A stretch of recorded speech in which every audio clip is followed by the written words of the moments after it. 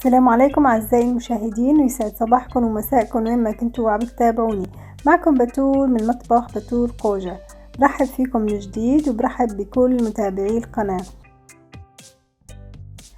وصفتنا لليوم هي السلطة الروسية. تابعوني للأخير عشان تشوفوا المقادير وطريقة التحضير. لتحضير السلطة الروسية رح نحتاج أول شي بطاطا مسلوقة. أنا هون مستخدمة 4 حبات بطاطا حجم وسط. أول شي سلقتهم وبعد بالمي، وبعدين قشرتهم وقطعتهم لمكعبات. الأفضل تكون مكعبات خشنة مشان يظهر شكل البطاطا ويطلع شكلها حلو ومشان ما تنهرى معنا أثناء التحريك. وفي عندي كمان 3 جزرات. أول شي قطعتهم وبعدين سلقتهم بالمي وصفيتهم منيح. وفي عندي كمان حوالي كاسة بازالية. طبعا البازالية كمان سلقتها يا دوبك 4-5 دقايق وبعدين شلتها عشان تضل محافظة على لونها الأخضر، وأكيد استوت معي. وفي عنا المخلل أساسي بالسلطة الروسية. أي نوع مخلل متوفر عندكم فيكم تستخدموه. أنا استخدمت مخلل الخيار. وفي عنا كمان المرتديلا. أنا عندي المرتديلا سورية قطعتها مكعبات. فيكم تستبدلوا المرتديلا بصدور دجاج مسلوقة ومقطعة أو أي نوع لحم أنتم بتفضلوه. فيكم كمان تستخدموا تونة، بس أنا اليوم حبيت استخدم المرتديلا.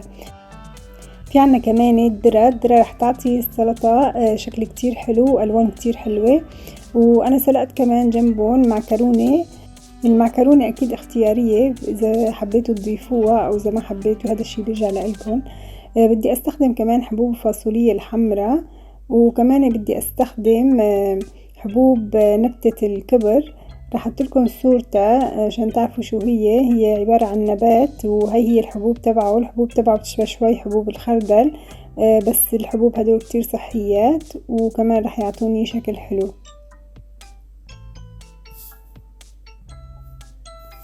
بالنسبة للصوص رح استخدم معلقتين كبار خردل، ورح استخدم كمان حوالي كاسة مايونيز، وعندي قشطة فريش رح استخدم العلبة كاملة. وطبعا بالنسبة للصوص فيكم انتو تستخدموا اي شي بتحبوه. فيكم تضيفوا له شوية كاتشب، فيكم تضيفوا له شوية ليمون، هذا الشي بيرجع لاختياركم. في منهم بحطوا له كمان لبن. مثل ما قلت لكم الصوص اختياري حسب ما انتو بتحبوا او تفضلوا. اللي ما بحب المايو فيه يستخدم بداله اللبن. وهلأ خلينا نروح نشوف طريقة تطبيق الوصفة. وهلأ رح نبلش نطبق مكونات الوصفة مع بعض. رح نجيب صحن غميق، وضروري الصحن الغميق مشان نقدر نحرك المكونات مع بعضها. ورح اضيف المعكرونة بالاول. المعكرونة طبعا انا مستخدمة هون حبة قمح كاملة، وبعدها رح نضيف لها البطاطا المقطعة مكعبات، وبعدها رح نضيف الجزر،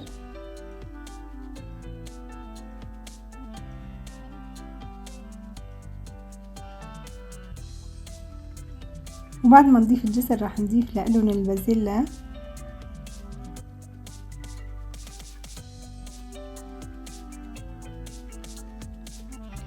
وهلأ صار وقت نضيف الذرة. شايفين ألوان السلطة كل ما عم تصير أحلى وعم تتشكل عندي أكتر. هلأ صار وقت نضيف المرتديلا. رح تجي المرتديلا باللون البني وتكسر لي الألوان التانية. وهلأ صار وقت نضيف المخلل. المخلل رح يعطي السلطة نكهة وطعم كتير طيبة. هلأ صار وقت نضيف الفاصوليا الحب،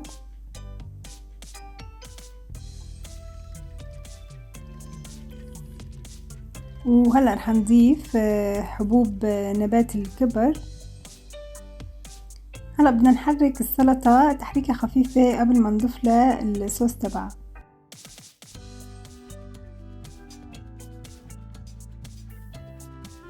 هلأ صار وقت أعزائي المشاهدين نضيف الصوص للسلطة. طبعا إذا ما بدكم تاكلوها مباشرة الأفضل إنه نجهز الصوص على طرف وبعدين نخلطها مع بعضها، أو فينا كمان نحضر السلطة ونحطها بالبراد وقبل ما ناكلها نضيف لها الصوص.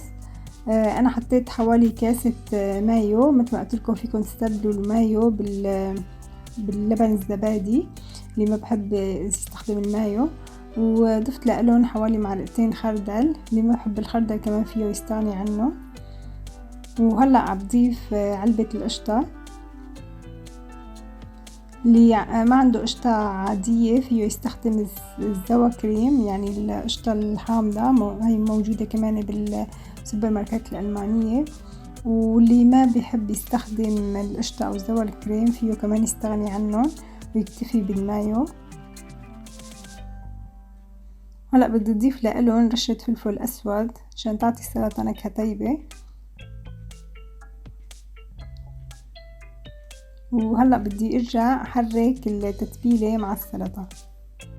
بالنسبة للسلطة الروسية فينا ناكلها كوجبة رئيسية، وفينا كمان ناكلها كسلطة جنب وجبات رئيسية تانية. هيك صارت عنا أعزائي المشاهدين السلطة الروسية جاهزة. مثل ما قلتلكن ما شرط تلتزموا أو تحطوا كل المكونات اللي أنا حطيتها والخضرة، فيكن انتو تحطوا المتوفر عندكم في البيت أو انتو اللي بتفضلوه أو بتحبوه، وفيكن كمان تستخدموه كطبق جانبي جنب البيتزا أو المشاوي. إذا عجبكم الفيديو ما تنسوا تشاركوه مع أصدقائكم، وبشوفكم دايما على خير. كانت معكم بتول من مطبخ بتول قوجة، والسلام عليكم.